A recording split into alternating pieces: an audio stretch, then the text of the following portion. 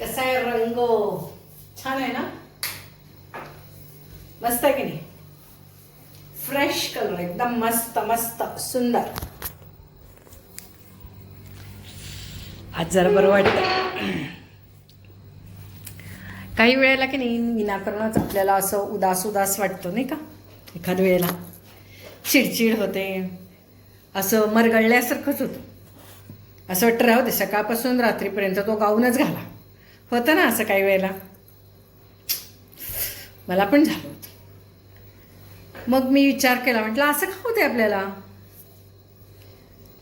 पण काही मनाविरुद्ध गोष्टी घडतात आपल्या.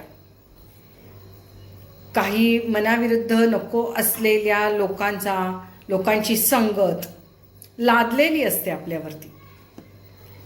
आणि आपल्या मनाविरुद्ध बऱ्याच गोष्टी घडत असतात. आनंददायी काही घडत नसतो. खरं तर आनंद आपणच निर्माण करायचा असतो, होय की नाही? पण काही वेळेला होतं असं. आणि मग आपल्याला असं वाटतं जाईना तिकडं. आणि आपण उदास राहायला लागतो. उदास राहायला लागलो की आपण घरात बसायला लागतो. घरात बसायला लागलो की आपली चिडचिड सुरू होते, स्वतःवरी आणि घरातल्यांच्यावरही. सतत आपण काही ना काहीतरी कुणाला तरी टोकत राहतो. आपल्याला सगळं घरामधले विनाकारणच पसारा दिसायला लागतो. स्वच्छ काहीच वाटत नाही, छान काहीच वाटत नाही. नैराश्य यायला लागतं. आणि असं होतं कधी कधी आपल्याला. मग अशा वेळेला काय करायचं माहिती आहे का?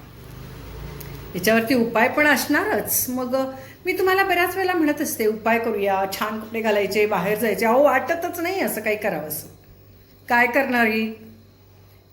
मस्त सगळं कपाट ढीकभर बसलेलं आहे, सगळं ज्वेलरी आहे, सगळं आहे, पण वाटतच नाही, आतून मोटिवेशनच होईना की बाहेर जावं, करावं, छान राहावं.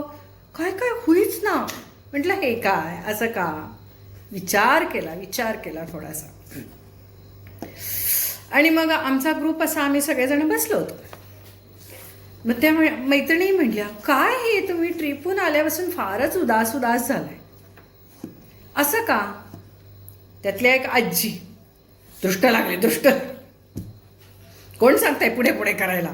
हां, मग ते दृष्ट लागते, नजर लागणे, दृष्ट लागणे. आजीनी फटकन सांगितलं. आणि तुम्हाला सांगते, लगेच तिथल्या तिथेच आजीनी नजर काढली. म्हटल्या जाऊ आता, छान वाटतंय तुम्हाला? ह्या वयामध्ये आपली कोणीतरी काळजी करतंय आणि आपली नजर काढतंय, हेच फिलिंग फार सुंदर होतं, फार छान होतं, मस्त वाटलं, आनंद वाटला एकदम.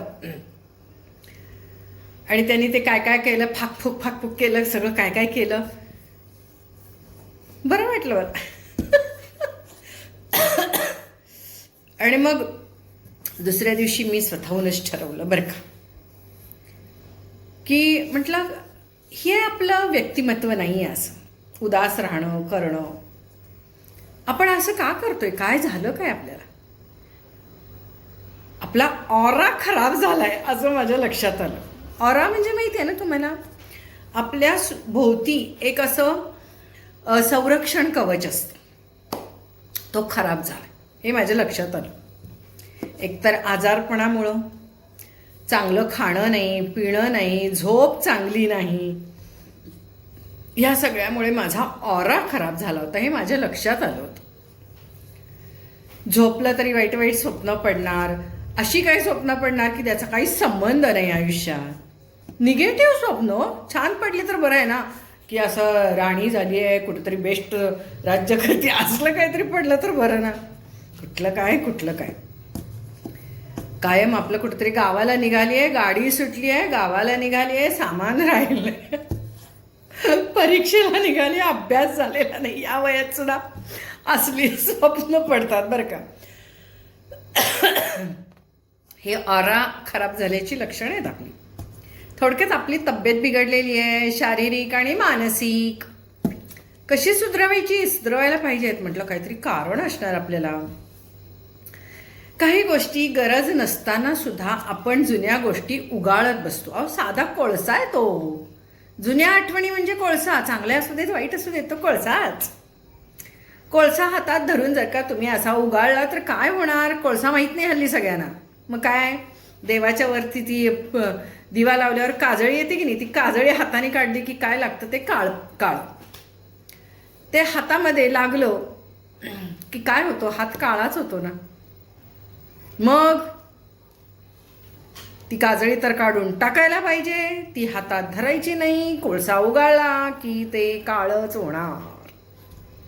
सगळं नकारात्मक घडतंय असं वाटत राहतं माणसाला, मनातून वाटत राहतं सगळं नकारात्मकच घडतंय, छान काही घडतंय असं वाटतच नाही.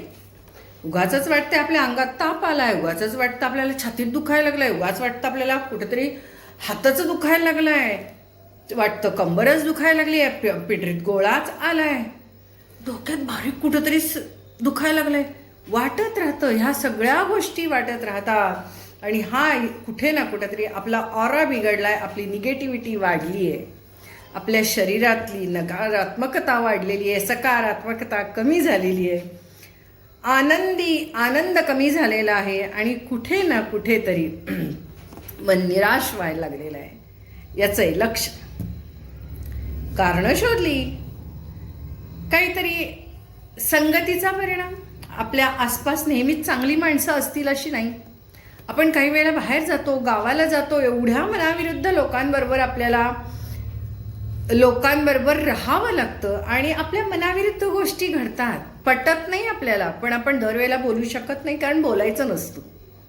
पटकन जर का एखाद वेळेला तुम्ही प्रतिक्रिया दिली तर समोरच्याचा इगो दुखावतो, म्हणून आपण ते कुठेतरी मनामध्येच ठेवतो, सहन करतो, सहनशक्ती वाढवतो आणि त्याचा आपल्या शरीरावर मनावरती परिणाम होतो आणि त्यानं आपला ऑरा खराब होतो. हे प्रोटेक्शन शिल्ड असतं आपल्या भोवती, ते खराब होतं बरं का.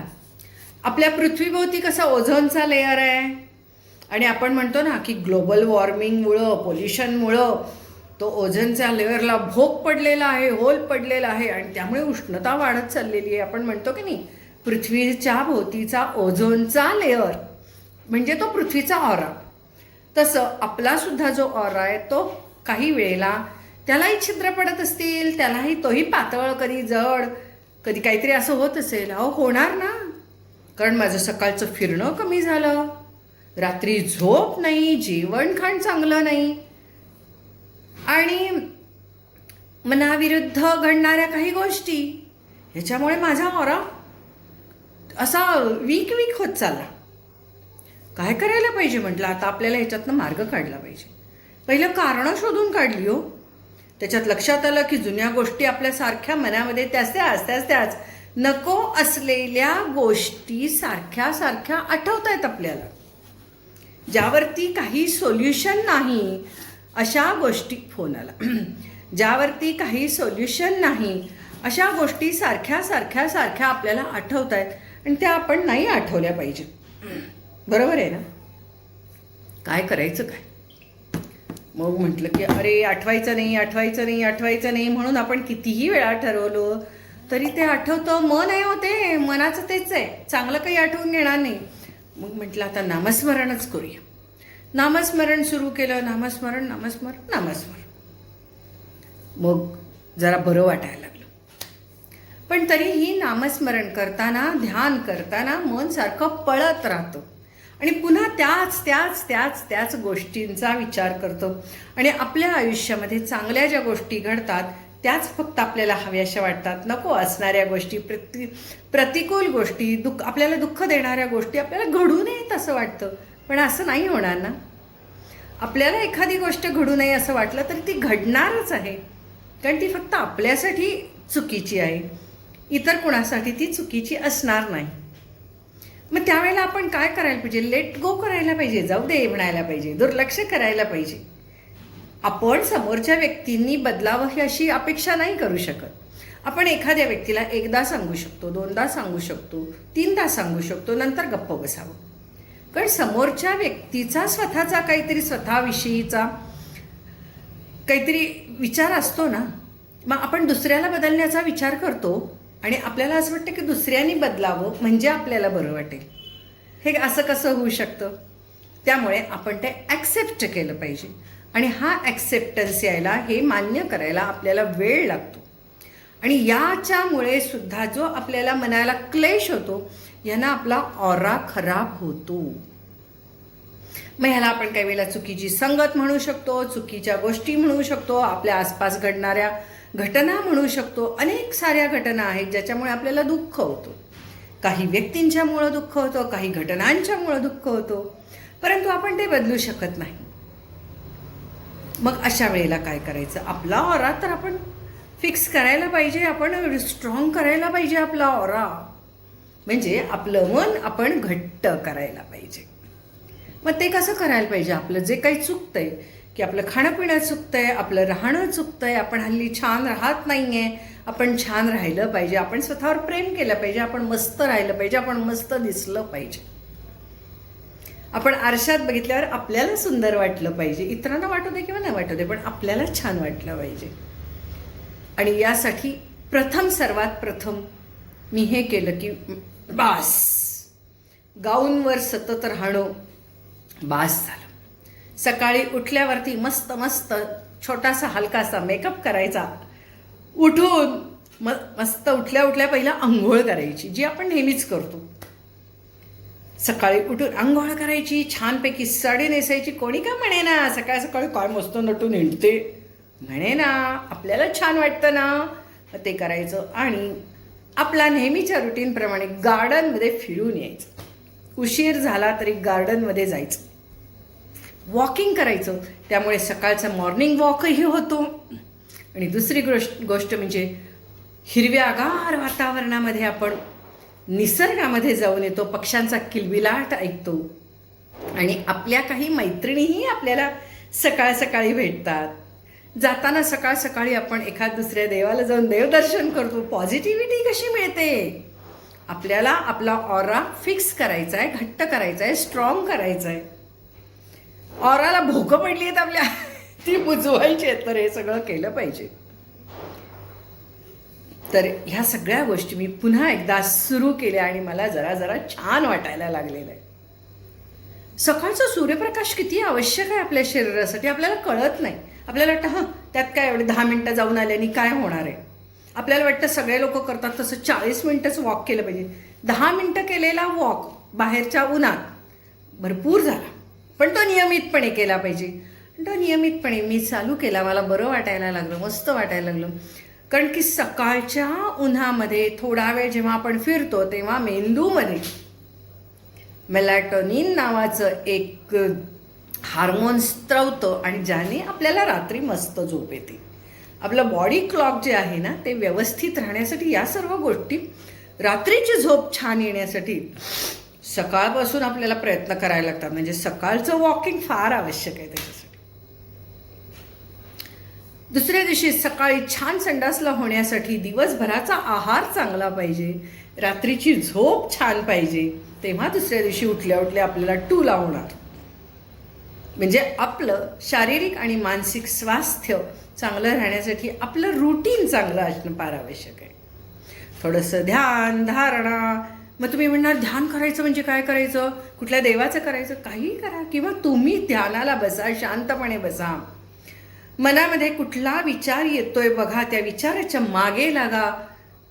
कुठला विचार येतोय, कुठलाही विचार येतोय असा विचार करत असा बघा. विचार यायचं बंद होतात. किती मिनटं बसायचं? जेवढा वेळ बसावंसं वाटतं तेवढा वेळ बसा.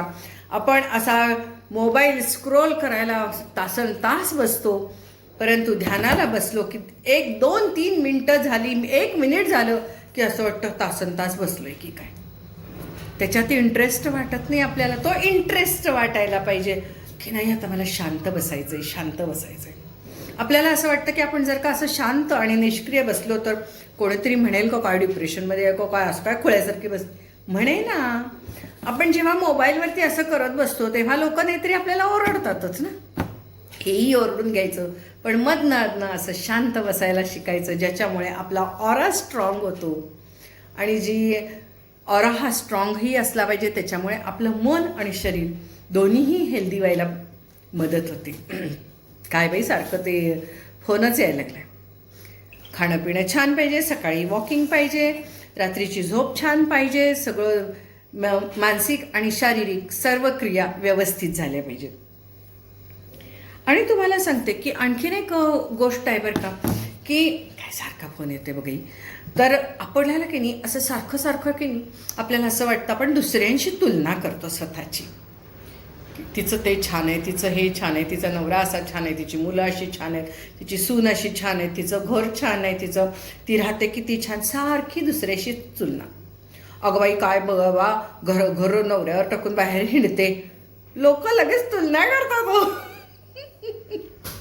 मी हिंडते की नाही आजकाल, लोक तुलना करतात. मला म्हणतो हो बरं आहे बाई तुमचं, काका मागचं सगळं बघून घेतात. होय आता 40 वर्षांनी आत्ता पहिल्यांदा, पण तरी सुद्धा लोक तुलना करतात. लगेच मला नजरच लागते. नजर लागायला दुसरं काय लागतंय, जरा कोणीतरी काहीतरी आपल्याला चांगलं म्हटलं की लागली नजर. कारण आमचा ऑरा अतिशय पातळ आहे हो, काय करायचं. त्यामुळे लगेच आम्हाला नजर लागते. ऑरा स्ट्रॉंग करण्यासाठी जे जे करायला पाहिजे ते करून सुद्धा ऑरा आमचा जरा पातळच आहे. कारण की थोडंसं राग पटकन येतो, क्रोध पटकन येतो.